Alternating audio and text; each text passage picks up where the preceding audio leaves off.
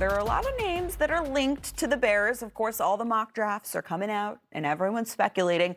And doing a mock draft for the Bears at 25 is very challenging. It is challenging. Right? It's different this year. It just feels different. One of it could be 5 or 6 people. And we're talking a lot. There's a big emphasis on defense, but would you be shocked if they draft a left tackle that's great on the board? I mean, the world is really your oyster at 25. Well, you have 24 other teams that are going to dictate who's available, and the amount of possibilities just too vast. And nobody's going to leak who's on their board. Everybody looks at these players and they see something different. Who fits this system? Who fits that system? So this is not science. Could there be a trade cooking up, Chef Polls? Who knows? Maybe they trade up, maybe they trade down, maybe they don't trade. So we have the paddles out. All right. Guys, these are fun. Nice. We haven't used these before, so I'm very excited about this. Right. We're going to use a scale system. On a scale of 1 to 10, how happy would you be if the Bears draft blank? Okay?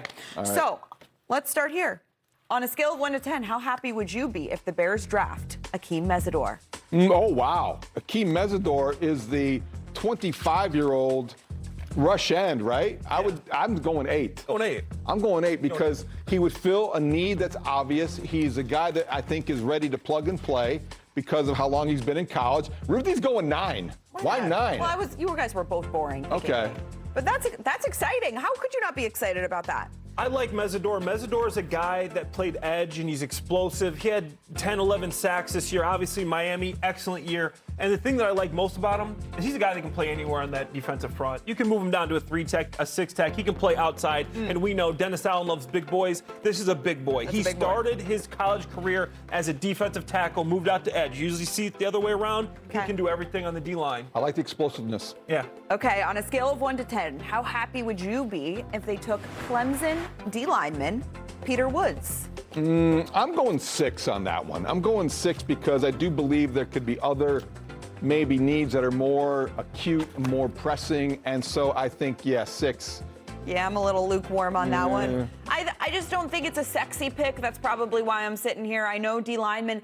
You guys, I know everyone's saying the Bears got to beef up the D line, but at the same time, where is he going? Where's he going? Don't you want a starter? You want a surefire starter if you're picking at 25 in the first round? There's not really room for another D lineman. They have added a lot of right now. quantity in the defensive line in the offseason. Yeah, they have. And I'm going 5 for his number of career sacks. He had 5 career sacks. I want a bit of a pass rusher if I'm drafting him this high in the first round. He's got a big motor. He's a freak athlete. Ran a 4.86 40, a 490-pound bench press, David Haugh, 700-pound squat, but he didn't have production. He is athletic. He is strong, but to me, he's not a guy that's going to take on blocks. He's not a pass rusher, so he's a non-starter for the first round. Okay. How happy would you be on a scale of 1 to 10 if the Bears took Mizzou edge rusher Zion Young? I'm still thinking I'm 6-ish. I'm 6-ish, maybe even 5-ish.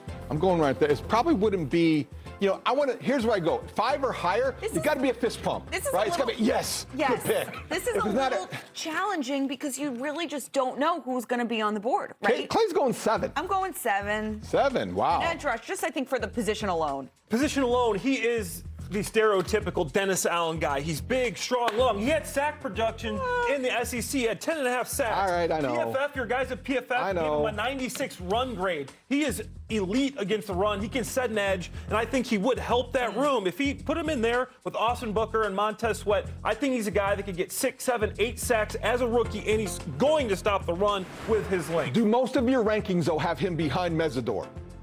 Yeah, most of them have him behind Meador. So that's why I'm like, But what if Meador's off the board? Then, maybe I think the positional need would exist, and you have addressed that, I think it'd be okay. I think it's like, which flavor do you like better? Like, they're 2 good flavors. Like, you like ketchup and you like mustard. Yeah. Some people like ketchup more than mustard. Right. I thought we were talking about ice cream. You know what I like? I like both. I like ketchup and mustard. So can I have both? You're not a Chicagoan. Let's go. Hot dog. I know. Don't tell anyone. All right. How happy would you be on a scale of 1 to 10 if the Bears took Emanuel Warren from Toledo? Maction. Well, you know what? I am Mr. Maction. I do love the idea of a Mac safety coming to the Chicago Bears and wearing the uniform. Yes, it's not me, Clay. I was not a first-round draft pick.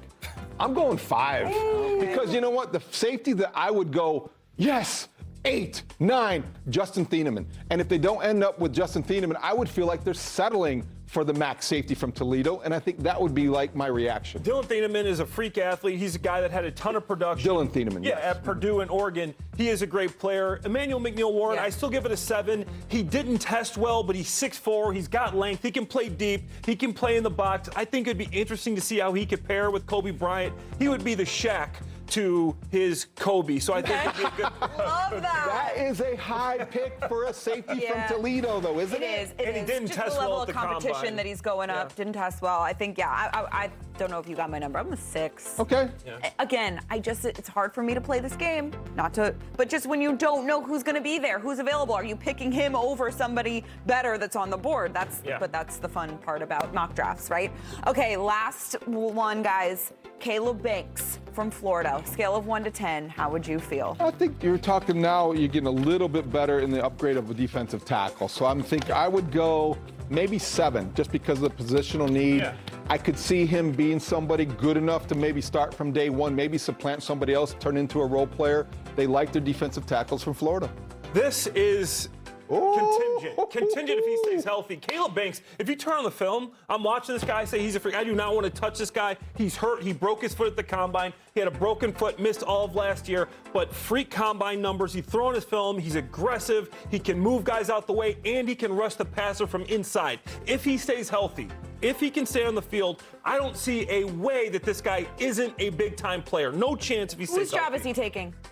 He's taking Grady Jarrett? Javon Dexter's and Grady Jarrett's job. This guy is a freak athlete. If he can stay healthy, big if. Missed all last season, got hurt in the combine, broken foot. That's the only reason he would drop to 25. He is a difference maker at defensive tackle. Okay. He is the great. highest ceiling of any D tackle in this You're draft. going to take the guy with the broken foot that dropped there because he had a broken foot. That's the thing. That's why he's at 25. That's a risk. At 25, you're not getting a perfect prospect. You're not. You're not. You got to Yeah. take a risk there. Okay. And it is a need position. It is. And is he a Dennis Allen guy at 6'6", 327? He is. And he's a guy that can move. He's a big boy. Okay. He's a big boy. And he's quick. I like this guy. 𝗂𝗏𝗃. Okay, remember the name. High risk, high reward.